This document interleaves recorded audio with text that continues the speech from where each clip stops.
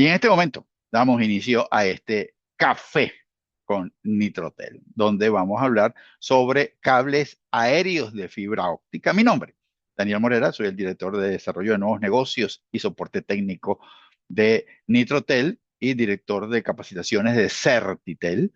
Y tenemos presente a JJ Sacin, nuestro Senior Sales Support, siempre presente acá. Aquí en esta portada, cuando ustedes recibieron, voy a hacer un comentario. Ustedes recibieron la invitación y aparece una persona donde ponemos un nope. Nope. Simplemente pongo ese nope porque la persona no tiene el equipamiento de seguridad completo, adecuado. No tiene el arnés, slinga y todo lo necesario. Y así no se debe efectuar ningún tendido aéreo. Los he visto subirse a postes sin ningún tipo de protección, lo cual está totalmente fuera de lugar. Las opciones de los cables aéreos que nosotros tenemos, primero que nada, tenemos el cable trenzado. O sea, ustedes pueden agarrar un cable de planta externa, de cualquiera de los que se usan soterrados o canalizados, y ustedes pueden trenzarlo a un mensajero. Entonces, esa alternativa es una alternativa sobre todo cuando, por ejemplo, tenemos tendidos muy cortos, tenemos una red LAN. Y entonces tenemos que colocar un tendido, una parte del tendido aéreo y necesitamos colocar 150 metros. No, yo quiero conseguir un cable de 150 metros autosoportado ADSS multimodo o M3. No lo vamos a conseguir. No vamos a conseguir en stock. Entonces, tenemos que usar el mismo cable que hemos estado usando para las canalizaciones y lo que hacemos es trenzarlo. Siempre cable de planta externa, ¿no? Nosotros no podemos trenzar un cable de planta interna adentro, afuera, porque será tostado por el sol y su vida útil prácticamente en un año morirá. Después tenemos el cable autosoportado con mensajero. El mensajero está adosado, tenemos el figura 8 y tenemos también el cable drop, que es el cable de bajada final en las instalaciones FTTH, también viene con su mensajero de acero. Este que está aquí arriba prácticamente está en desuso. Sin embargo, hay gente que insiste. Es la teoría de que si funcionó, seguimos haciendo de la misma manera. Y de vez en cuando nos hacen una solicitud en Nitrotel sobre cables de figura 8, ¿no? No tiene mucho sentido, exceptuando, por supuesto, el cable drop, que sí, este sí es un estándar, pero el cable figura 8. Algunos han pedido figura 8 dieléctrico, o sea, quieren que este mensajero sea de fibra de vidrio, de FPR. Te repito, no tiene mucho sentido, pero bueno, hay gente que insiste en eso. Realmente, los que se utilizan en los tendidos aéreos, apartando el cable drop, por supuesto, de instalaciones FTTH, sería el autosoportado sin ningún tipo de metal, que tenemos dos opciones. Tenemos el ADSS, All Dielectric Cell Supporting, totalmente dieléctrico, o sea, no tiene nada metálico y autosoportado, y una versión light, vamos a llamarla así, más económica, menos fuerte, que sería el ASU, que es también un All Dielectric Cell Supporting Unitube, tiene un solo tubo central. El otro tiene un strand member o un miembro o mensajero dieléctrico en en la parte central y tiene los buffers alrededor, la estructura de buffer. El unitubo tiene un solo tubo central y tiene dos miembros de refuerzo a los lados. Repito, la diferencia fundamental es la fortaleza del cable. El ASU se usa generalmente en tendidos eh, semifinales, backbone distribuciones finales. A mí particularmente no me gusta porque es un cable que es bastante más débil que el ADSS a la hora de instalarlo. Entonces, cuando el ADSS es casi imposible de dañar durante una instalación. Coloco el casi, ¿no? Es muy fuerte. Pues, aguanta 270 kilogramos de tensión, 600 libras de tensión. Tiene fortaleza en el doblado, o sea, es bastante fuerte. El ASUS tiene una fortaleza mucho menor y el precio es menor. Cuando la parte está crítica, la gente monta tendidos ASUS, pero hay que tener cierto cuidado en el proceso de instalación.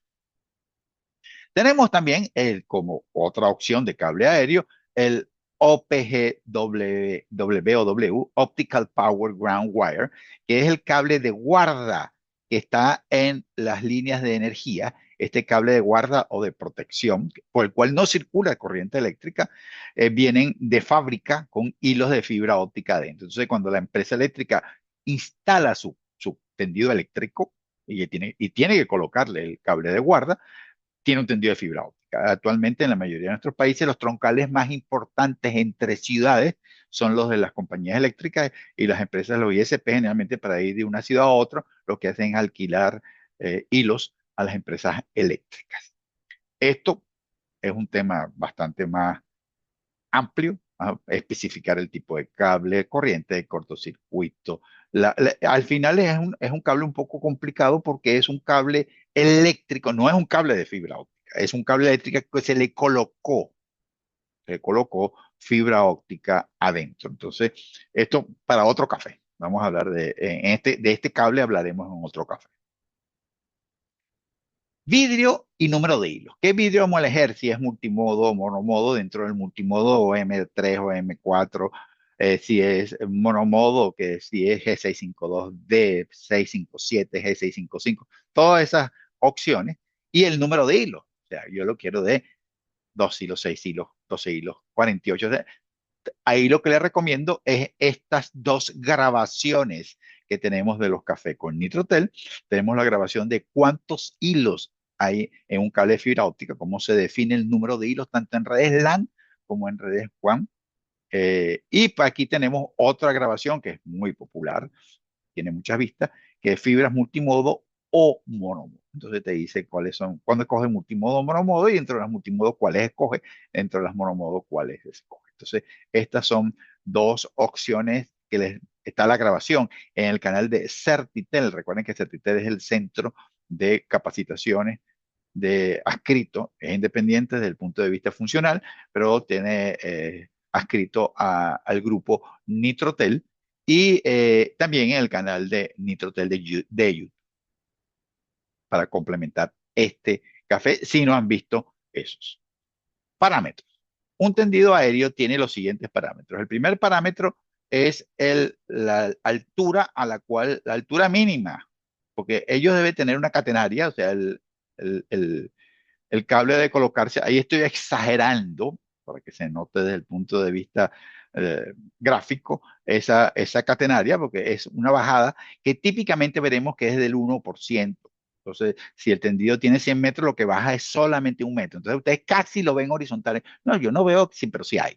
Entonces, esto se llama la flecha o el SAG, que es un especificado para cada cable de fibra óptica, típicamente en los ADCS el 1 a 2%, eh, y tiene que bajar esa cantidad. No puede ser más ni menos, porque si no, no tiene el óptimo comportamiento a la brisa y a la vibración.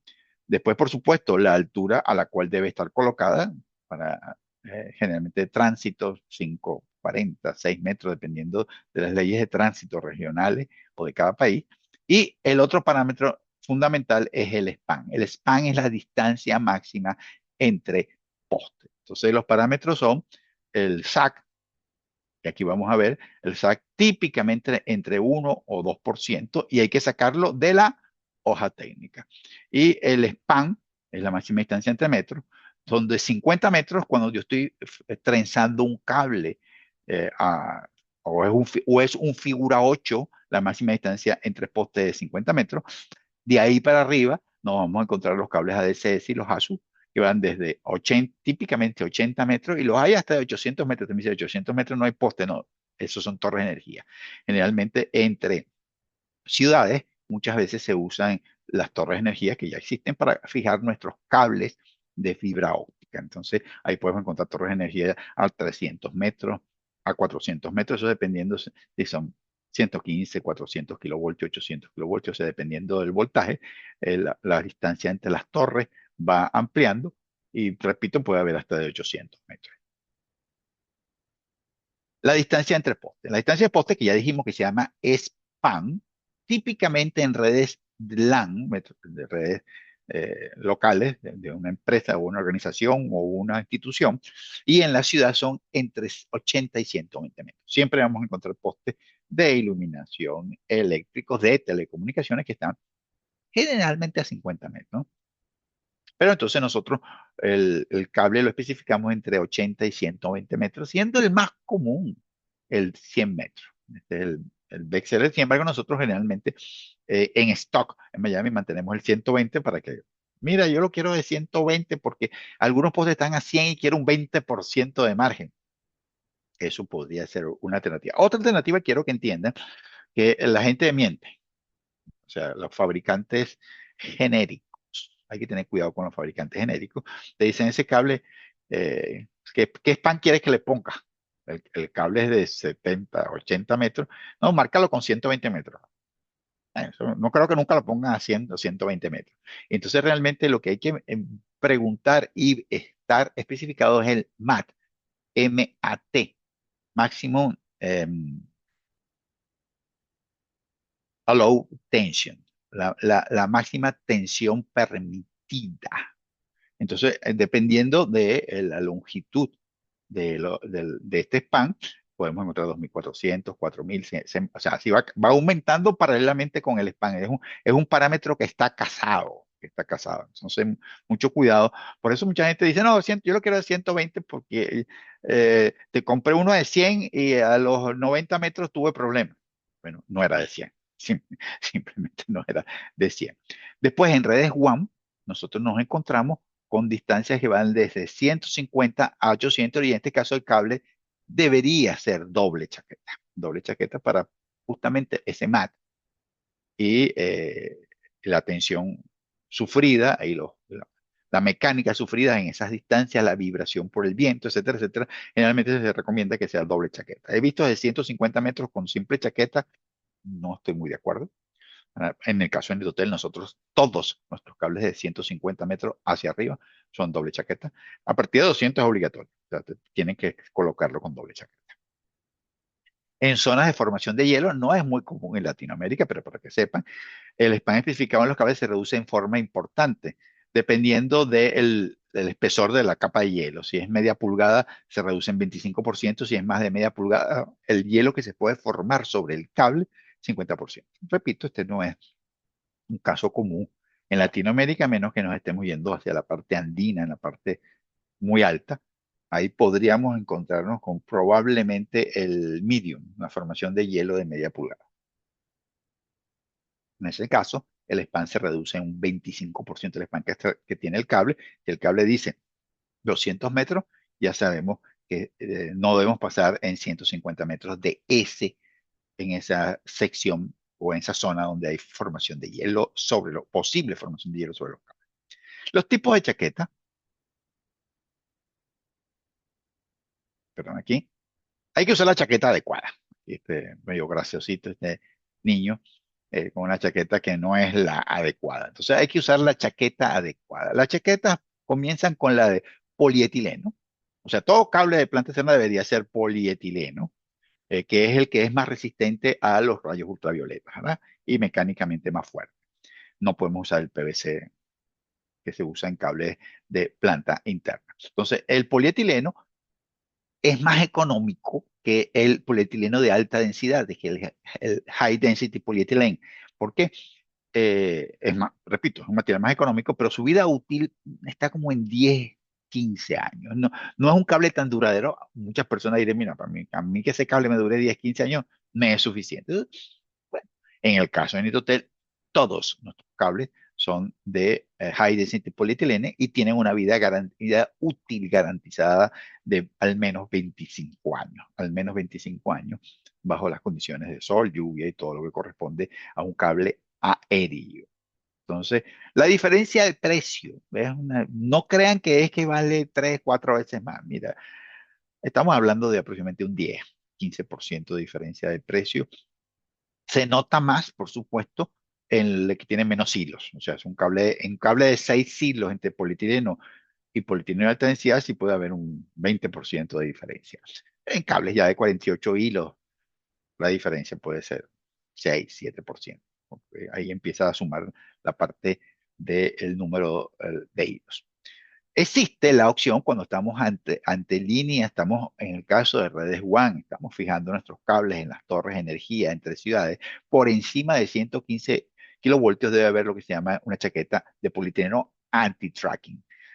Ahí ocurre un fenómeno de los campos electromagnéticos a partir de 25 kilovoltios empiezan a producir, aunque son dieléctricos, no existe el dieléctrico perfecto. Empieza a tener problemas, sobre todo cuando se humedece por la parte de afuera, se producen arcos eléctricos. Hay una cantidad de problemas involucrados en las líneas de alta tensión, repito, por encima de 115 kilovoltios. Se especifica mucho este es algo con lo cual yo no estoy de acuerdo, pero se vende. La gente pide el cable drop LSZH. El LSZH es un Low Smoke Zero Halogen. Es un cable que se usa en planta interna cuando nosotros queremos controlar el volumen de humo y que no haya halógeno, generalmente en hospital. Esto es para cables UTP, para cables de fibra óptica, etcétera. Este es un cable para esa aplicación. Alguien alguna vez dijo que un cable drop entra dentro de la vivienda o entra dentro del edificio y entonces tiene que tener una protección contra fuego. Entonces alguien en un momento determinado dijo que quería que fuera LSZH. El LSZH es una chaqueta eh, menos duradera que la de polietileno. Estamos hablando de una vida útil por debajo de los 6, 7 años. O sea, el cable LSZH que recibe sol todos los días, que está entrando, créame, cables que están instalando en este momento no van a llegar a 10 años, porque el cable LSZH no tiene un comportamiento óptimo ante los rayos ultravioleta. Eh, pero así la gente lo pide y así lo suministramos. O sea, se ha convertido en un estándar y eso de que entre un cablecito de fibra óptica dentro de una casa y te vas a preocupar por el incendio que va a generar el humo de ese cablecito, no le veo, no le veo la utilidad real. Sin embargo, es el estándar en este momento. Todo el mundo pide cables drop LSZH y así lo suministramos, aunque no es el adecuado. Problemas con los roedores. En varios países de la región estamos encontrando problemas con las ardillas, particularmente. Pues te dice, bueno, las ratas no suben postes, no, estamos hablando de las ardillas. Estamos teniendo serios problemas con las ardillas. Sobre este tema hay un café con nitrotel de ardilla y otros comecables. Ahí está el café con nitrotel de ardillas y otros comecables, en el cual les recomiendo que para complementar en esto, para que elijan, para que vean las opciones que existen de armadura metálica, de acero, de solución totalmente dieléctrica, o sea, protección de ardillas totalmente eléctrica, componentes químicos, o sea, hay varias opciones en las cuales nosotros estamos haciendo una propuesta para estas regiones, pues son regiones, no en todas partes están teniendo, hay regiones, puedo asegurarles, por ejemplo, que mi querido Panamá, que vivió un montón de años, más de 12 años en Panamá, es una plaga. O sea, la situación de las ardillas dañando los cables es realmente complicada. Estamos en un cable aéreo y la gente viene y dice, no, es que el cable aéreo se dañó porque no funcionó, no duró, no era de buena calidad. No, los cables aéreos no se cuelgan, se amarran o se sujetan, sería el término exacto, en hardware adecuado. O sea, no se cuelgan como están viéndolos aquí en este dibujo, ¿verdad? Eso no funciona así. Este cable, con la vibración, el viento, etcétera, etcétera, van a dañarse inevitablemente y la gente va a decir, no, es que el cable no era de calidad, no duró. No, no, no. Los amarres de cable son de dos tipos. Están los amarres de suspensión y los amarres de tensión. Cuando yo inicio un tendido, siempre voy con un amarre de tensión, después voy en los postes colocando los de suspensión y próximamente cada 3 o 4 postes yo coloco una pareja de amarres de suspensión, el cual aprovecho y dejo mi cable de reserva y continúo. También cuando hay cambio de dirección o cuando hay empalme. Entonces siempre la pareja de amarres de tensión son cuando he cumplido 3 o 4 postes de suspensión o cuando tengo un empalme o cuando tengo un cambio de dirección. Aquí tenemos, este sería un amarre de suspensión. Estos que están aquí serían los amarres de tensión. Este amarre de tensión, por cierto, tiene un errorcito, me gusta, es un dibujo que encontré, está malo. No aprovecharon para dejar la reserva. O sea, siempre, siempre, cuando tú tengas tu pareja de amarres de tensión, también en inglés se conocen como dead end, dead end, eh, deja approach y deja reserva. Esa es la norma no escrita, vamos a decir, no. Siempre tiene que dejar suficiente reserva, idealmente un 10% del tendido. Si tenemos 1 kilómetro, hay que dejar 100 metros en grupos, por ejemplo, de 20 metros. Cinco grupos de 20 metros o 5 reservas de 5 metros, por ejemplo. Los amarres de tensión los hay pequeños para los cables drop. Los hay medianos, cuando estamos hablando de cables ASU o ADSS hasta 100 metros, ¿verdad? Y finalmente los de grandes, más grandes, que son a partir de 100 metros para arriba, 100, 120, 12. Y van cambiando. También lo conocen, la gente los conoce como los preformados. Estos preformados los hay sencillos, generalmente hasta 150 metros, después los hay dobles, 200, 250 metros y así sucesivamente eh, los preformados. Entonces, tenemos que tener los amarres adecuados para la vida útil y el buen comportamiento del cable. Los amarres de suspensión, estos eran los anteriores eran los amarres de tensión o los dead end, y estos serían los de suspensión para cables pequeños, ¿verdad? Como en el caso de ASU o ADS hasta 100 metros, tenemos esto, después medianos y finalmente grandes cuando estamos hablando de 150, 200, 300 metros de distancia, hay ahí los distintos tipos de amarre. Entonces siempre cuando compramos un amarre, tenemos que especificar el diámetro del cable y tenemos que especificar la máxima distancia de los postes o span. Entonces, de acuerdo al diámetro del cable, a la máxima distancia, se especifica el amarre de suspensión y los de tensión. Resumiendo en este momento el paquete completo de lo que queremos hablar sobre tendidos aéreos. Lo primero, los cables más usuales son el ADCS, opción más económica el ASU. Tenemos el drop, ¿verdad? Para los tendidos el- la bajada del FTTH, y por último el OPG B o W, que lo guardamos para un nuevo café con nitrotel. Siempre se debe especificar el vidrio y el número de hilos.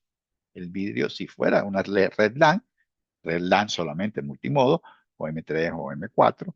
Si fuera monomodo, tiene que ser estándar o S2 estándar monomodo o G652D, que es el que se usa en ciudad, G57A1 cuando es última milla y G655 cuando va entre ciudades. Pero eso está, repito, dentro del café con Nitrotel de escogiendo los vídeos. Se debe especificar el span es la máxima distancia entre postes. En el caso de Nitrotel, hay gente que dice los postes están como 80 metros. Especifícalo a 120 porque, para estar seguro. En el caso de Nitrotel, si ustedes especifican un cable de 100 metros, es de 100 metros. Entonces, nosotros como fabricante estamos garantizando ese span basado en el MAT. ¿Se acuerdan el MAT? Maximum Low Tension, la máxima tensión permitida. Entonces nosotros, cuando Nitrotel ofrece un cable de 100 metros, es de 100 metros. Pueden usarlo con toda confianza en 100 metros, si es de 120, 150, etc. Opciones anti-tracking. Anti-tracking también se conoce como AT, que es cuando estamos en líneas de 115 kilovoltios para arriba. LSZH, que es el estándar se ha convertido en un estándar para los cables drop. Y por supuesto la opción de la chaqueta antirroedor, dieléctrica o no dieléctrica. Entonces, esos serían los parámetros, los que están aquí: escoger el cable, número de hilos, vidrio, span y finalmente opciones adicionales opcionales que podrían existir. Y por supuesto, todo proyecto de tendidos aéreos de fibra óptica debería incluir el suministro del hardware, de los amarres de suspensión y de tensión. En este momento nos toca irnos a nuestro café con Nitrotel en la parte de preguntas y conversatorio. Como siempre, mi correo ahí, demorera@nitrotelmanufacturing.com.